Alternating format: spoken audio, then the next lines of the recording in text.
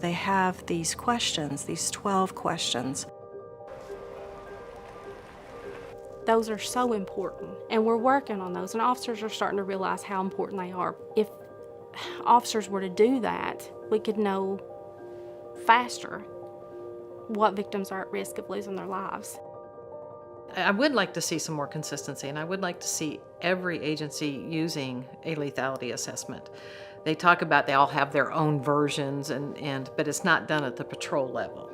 Most of them it's done at the detective level. So there's already been a response, and now somebody else is coming back to talk to them later. And so it needs to happen at the patrol level. Every patrolman needs to be using a lethality assessment. Did he threaten you today or on a previous day? Yes, and him. What was the exact word that he used? He said, "You're a dead woman." You tell him Okay. Is there any witnesses to that? right there. She did say that you made verbal threats towards her, saying you're a dead woman. Did any of that happen today? No. Nothing verbal came out of your mouth like that. Direct threats of violence. No. Anything like that. Do you have any witnesses to prove that? No. Has he or she ever used a weapon against you or threatened you with a weapon? Has he or she threatened to kill you or your children? Do you think he or she might try to kill you?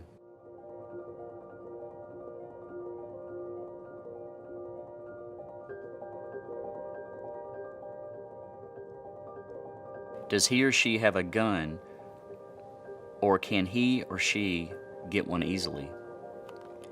Has he or she ever tried to choke you? Is he or she violently or constantly jealous, or does he or she control most of your daily activities?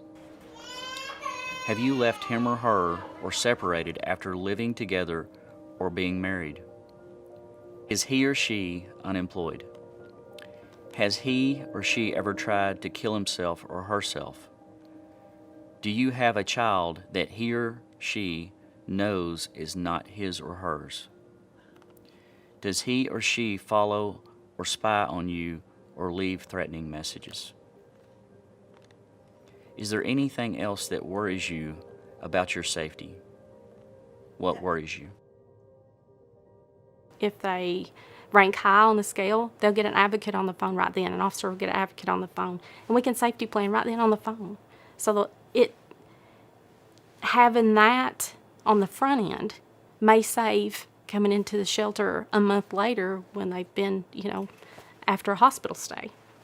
Those lethality assessments could save a lot of injury, save lives.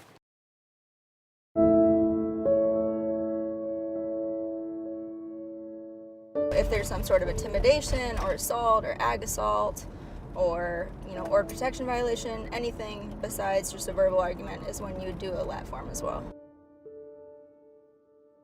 When the police come and respond to their home, they begin to recognize, oh, these things that are happening to me, it's not just happening to me.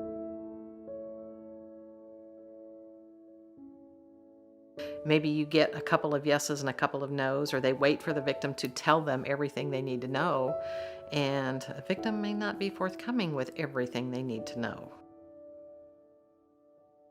I had a fairly young patrolman. I was on a ride-along, and we got to the domestic, and it was an older woman, and his first question was, "So, Mrs. Smith, what'd you do to piss him off this time?"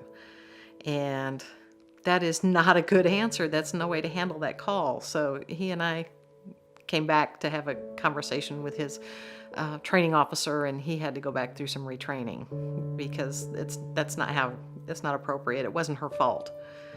Doesn't matter what she said. He should not have put his hands on her. So that was something that particular officer didn't understand. He does now.